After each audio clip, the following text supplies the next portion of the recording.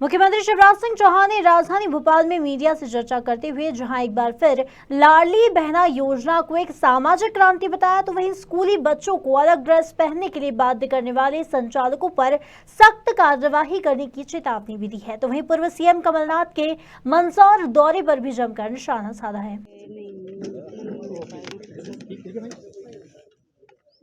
मित्रों, सीहोर जिले के मुंगावली गांव के एक बोरवेल में बेटी सृष्टि, जो बहुत छोटी आयु की है, 2 से 2.5 साल के बीच की उम्र है, वो कल गिर गई थी। लगातार निकालने के प्रयास जारी है, लेकिन खोदते समय वाइब्रेशन के कारण, क्योंकि बेटी बहुत छोटी है, पहले 40 फीट पे वो अटकी थी, अब लगभग 100 फीट नीचे चली गई है। हमने अभी आर्मी कॉल की है, आर्मी पहुंच रही है। एनडीआरएफ, एसडीआरएफ पहले से काम कर रहे थे, लेकिन मुझे लगा कि अगर आर्मी भी पहुंचेगी तो शायद हम जल्दी बच्ची को निकाल पाएंगे। हमारी कोशिश है कि बच्ची को सुरक्षित निकाल लिया जाए और भगवान से भी यही प्रार्थना करते हैं कि हम सफल हों। मित्रों, मुख्यमंत्री लाडली बहना महज एक योजना नहीं है, एक सामाजिक क्रांति की कड़ी है। ये सामाजिक क्रांति मैंने शुरू की थी 2006 में लाडली लक्ष्मी योजना बना के। बेटा और बेटी में भेद ना करे और बेटी वरदान बन जाए, वो लखपति हो, इस कल्पना से लाडली लक्ष्मी योजना शुरू हुई थी।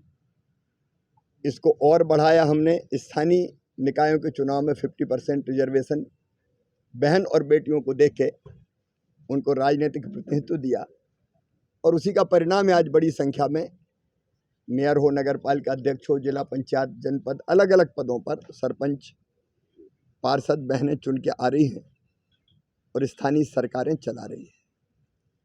इसको हमने और आगे बढ़ाया था मुख्यमंत्री कन्या विवाह योजना के माध्यम से, कि बेटी की विवाह भी बोझ ना बने। इसलिए 2007 से हमने मुख्यमंत्री कन्या विवाह योजना प्रारंभ की थी। उसको और आगे बढ़ाए हमने। बहन बेटियों के नाम पर संपत्ति भी आए। खेत, मकान, दुकान अक्सर पुरुषों के नाम पर होते थे। हमने ये किया कि बहनों के नाम अगर रजिस्ट्री होगी तो रजिस्ट्री का शुल्क, स्टाम्प शुल्क कम लिया जाएगा, केवल 1%। और उसका परिणाम ये हुआ कि कई पुरुष अब अपनी पत्नी के नाम पर रजिस्ट्री करवा देते हैं ताकि स्टाम्प शुल्क कम लगे। लेकिन हमारा काम हो जाता है कि बहन और बेटियों के नाम संपत्तियां भी अब आ रही है, ताकि बेटा बेटी को जन्म देने वाली अगर गरीब और मजदूर बहन है तो जन्म के पहले 4,000 और जन्म के बाद 12,000 रुपया, कुल 16,000 रुपया हम देंगे। ऐसे एक नहीं अनेकों कदम मध्य प्रदेश में बेटियों के, बहनों के सशक्तिकरण के लिए हमने उठाए। 2017 में मैंने एक कदम और उठाया था कि अत्यंत गरीब परिवार की पिछड़ी जनजातियों की बेगा, भारिया और सहरिया, इन बहनों के खाते में 1,000 रुपये हर महीने डाले जाएं, ताकि ये अपने बच्चों की देखभाल पर ठीक से ध्यान दे सकें और छोटी ज़रूरतें जो अत्यंत आवश्यक होती ज़िंदगी की, वो पूरी कर सकें। लेकिन अब उससे और एक कदम हमने आगे बढ़ के बनाई है मुख्यमंत्री लाडली बहना योजना, जिसमें हमने सभी ऐसी बहनें जो गरीब या निम्न मध्यम वर्गीय परिवार से आती है, उनके खाते में 1,000 रुपया डालने का फैसला किया है। 10 जून वो दिन होगा जब ये राशि हम बहनों के खाते में डालना प्रारंभ करेंगे। ये मैं इसलिए बता रहा हूँ कि एक श्रृंखला है ये केवल ऐसा नहीं है कि कोई चुनाव देखा और कोई घोषणा कर दी। 2006 से लेके आज तक लगातार अनेकों मोर्चों पर हमने माँ, बहन और बेटी के सशक्तिकरण के लिए काम किया है। मैं इतना आज जरूर पूछना चाहता हूँ कांग्रेस से, कमलनाथ जी से, कि योजना हमने तब से प्रारंभ की, बीच में जब 1.25 साल उनकी सरकार आई तो उन्होंने जन्म के पहले के 4,000 और जन्म के बाद के 12,000 रुपया देना क्यों बंद किए। मैं ये भी पूछना चाहता हूँ कि बेटियों की शादी में घोषणा उन्होंने कर दी थी कि जो शिवराज देता था उससे दुगनी राशि देंगे। बेटियों की शादी हो गई, किसी को राशि नहीं दी। और तो और 1000 रुपया जो बेगा भारिया शहरिया बहनों को हम देते थे, वो भी जब तक इनकी सरकार रही उन बहनों को भी जो अत्यंत वंचित समुदाय से आती थी, इस राशि से वंचित कर दिया गया। अब वो छीनने का काम करते हैं। अगर बहनों के सशक्तिकरण के लिए हम काम करें, और भारतीय जनता पार्टी का हमारा, देखिए मेरी तो जिंदगी का मकसद है माँ बहन और बेटी का सशक्तिकरण। इसलिए योजनाओं की श्रृंखला है एक। ये तो मैंने प्रमुख योजनाएं गिनाई, अनेकों और है। और इसलिए मैं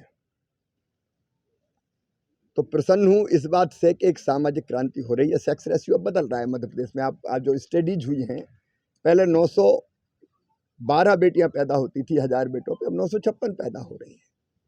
ये संख्या लगातार बढ़ रही है। जो सत्ता में भागीदारी मिली उसने बहनों को बहुत सशक्त किया है। हमारी ये प्रयास अनवरत जारी रहेंगे। लेकिन वो लोग जो चुनाव देख के इस तरह की घोषणाओं की नकल कर रहे हैं या कई वादे कर रहे हैं, वो ये तो बता दें कि पुराने वादे कितने पूरे किए। जो गिन के कहते थे 1 2 3 4 5 6 7 8 9 10 दिन में अगर पूरा कर्जा माफ नहीं तो 11वें दिन मुख्यमंत्री बदल देंगे। उनके वादों का क्या हुआ? चोर गए थे कमलनाथ जी, कई तरह के आरोप लगाए हैं सरकार के ऊपर, और गोली कांड को लेके भी आरोप लगाते हैं। जब चुनाव आता है तभी उन्हें मंदसौर याद आता है। इतने साल क्यों नहीं गए पहले, वो ये तो बता दें।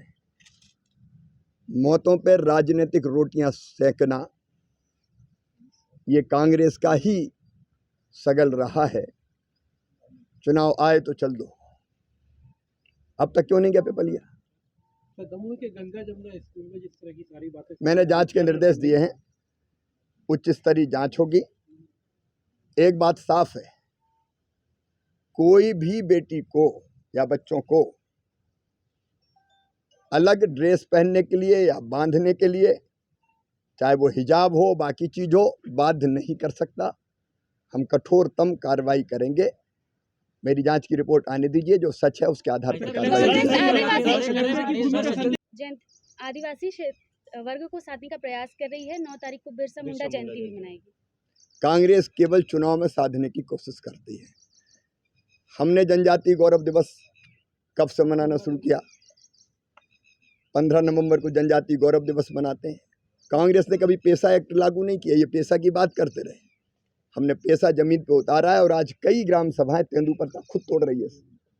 फॉरेस्ट नहीं तोड़ रहा, वो तोड़ भी रही है और तोड़ के बेच भी रही है। बजरंग सेना का कल हुआ, डॉक्टर गोविंद सिंह को समाजवादी नेता बता रहा है। वो तुमको नेता ही नहीं मान रहे। अब नेता कौन है मुझे समझ में नहीं आता। कोई कहते हैं भाभी, फिर वही कहलवाते हैं अवश्यम भाभी, और उन्हीं की पार्टी के एक नेता कह देते हैं नहीं कोई फेस ही नहीं है, फेस ही नहीं है वो तो। अब कोई ये कहे कि नेता प्रतिपक्ष नेता ही नहीं है, उसको विधायकों ने कब चुना? अभी तो शादी विवाह कुछ हुआ नहीं है, तय भी नहीं है, ये लोग शेरवानियां सिलवा के पहन के घूम रहे हैं। सूतना कपास जुलाहों में लट्ठम लट्ठा। ये बजरंग सेना कल भगवा झंडों के साथ कांग्रेस में मिला हुआ नेता है, ये सब मतलब कमलनाथ जी जैसे नाम के नारे लगा रहे हैं। कांग्रेस का पाखंड है ये, उनके लिए सब है चुनाव के लिए। अब बजरंग सेना भी याद आ रही है उनको। जनता इस पाखंड को समझती है। ये पाखंड भी है और पाप भी है कांग्रेस को एकजुट करने के लिए सर दिग्विजय सिंह जी घूम रहे हैं। धक्का मार रहे हैं यार।